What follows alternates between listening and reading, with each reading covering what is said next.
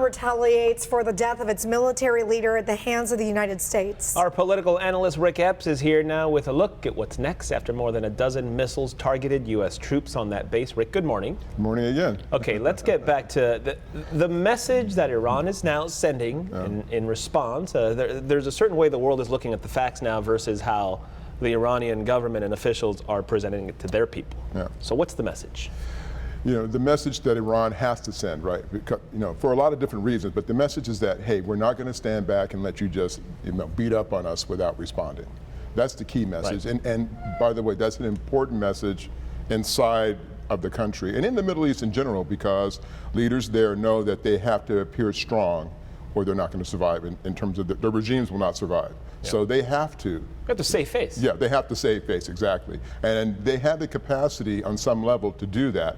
But now this is a game of brinkmanship, right? This is a game where here's the line, I draw a line, and then how close do you get to the line before someone decides to back off?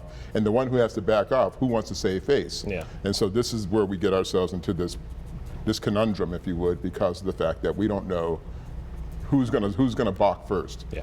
Then that's the danger in this whole process right now, by the way.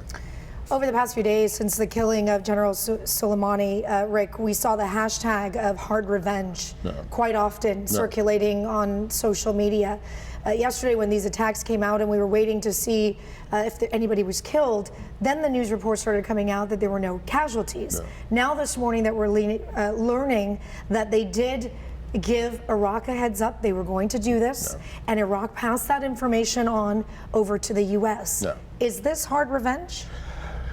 Well, it's the appearance, right? You don't have to actually do that. You just have to appear that you've taken action, right? Right, but they could have. Yeah, they could have. If Iran wanted to kill U.S. troops, absolutely, there are a lot of targets in that area that they could have taken out. Absolutely, and here's the thing about that. So, not only did they have advanced warning, right? So they could attack two bases, dozen missiles. That could do damage. And if you wanted to target bases, there are much higher risk bases that are more strategic that you could have attacked. The knowledge base, knowing that there weren't going to be many people around, low risk, but it gives the appearance that now you've attacked two bases where American troops may have been or had traditionally been at some point in time. But again, let me just illustrate a couple of things. Under the 1977 additional protocols of the Geneva Conventions, there is regarding proportional response.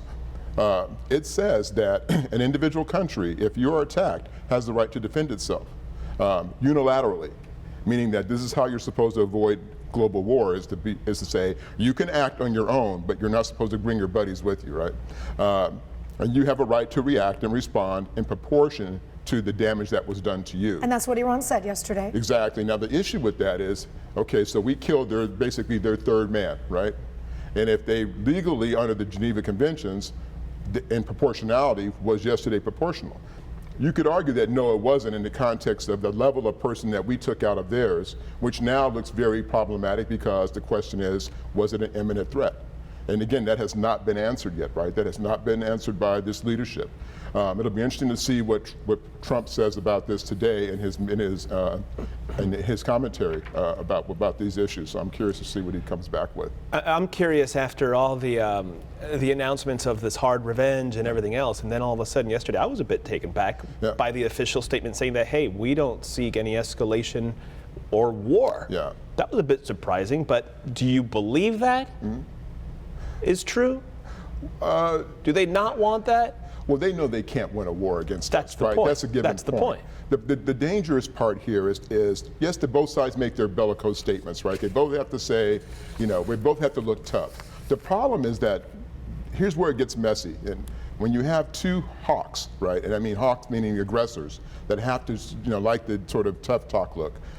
The question is, how much does that resonate in terms of policy decision making, right? So Iran has to look tough. They've got an aggressive front now.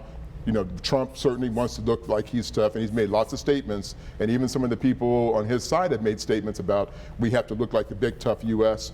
That's where things can spiral out of control because you're trying to save face, and in doing so, that's where you have that security dilemma that I've spoken about before. All right, Ric Epps, we're going to have you back next hour. We'll talk more. Thank you. More questions. Thank you, Rick.